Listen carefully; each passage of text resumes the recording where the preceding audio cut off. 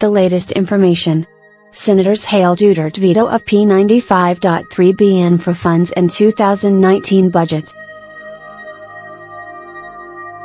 Senators on Tuesday, April 16, hailed President Rodrigo Duterte's veto of questionable allotments in the P3.757 trillion national budget for 2019. Duterte on Monday, April 15, signed the 2019 General Appropriations Act but vetoed P95.3 billion meant for infrastructure projects. These include the supposed P75 billion worth of insertions by the House of Representatives, which stalled the budget's approval. Senate President Vicente Soto III said the rejection of the questionable allotments is a victory for the people. We do not need to pay attention to brickbats. It's the people's victory. The illegal realignments cannot escape the president's scrutiny, he told reporters in a message. Senator Panfil Relaxon, who strongly criticized the House's insertions, shared the same sentiment. If there is one act of PRD, Duterte, that is worthy of admiration, this veto message is on top of my list. With his guts, glory comes to the Filipino taxpayers, Lacson said on Twitter. He added that the veto would result in P19.06 billion of savings in port commissions, supposedly 20 of the vetoed funds.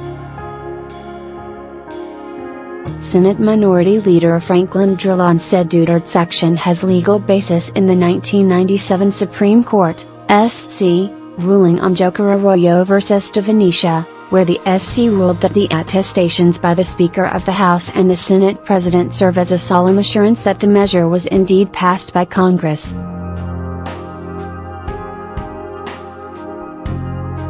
It was the opposition senator's idea that practically helped end the impasse.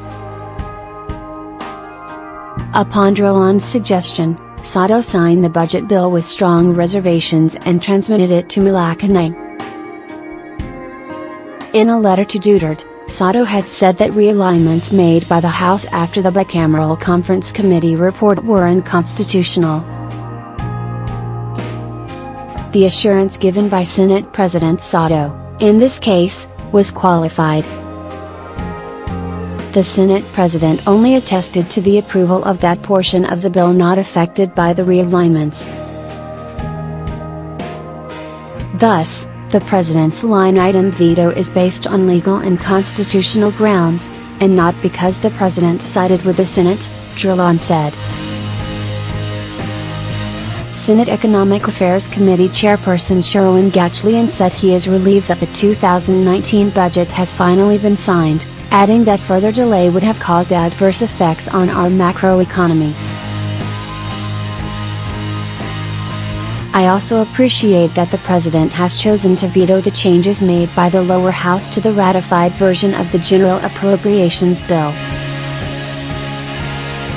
The veto is proof that the Senate was right all along in saying that the changes made were unconstitutional, Gatchalian said. Senator Grace Poe also thanked Duterte for signing the budget into law and for vetoing the questionable provisions. The budget should ensure that our economy will work for everybody, especially the poor, who most need basic services.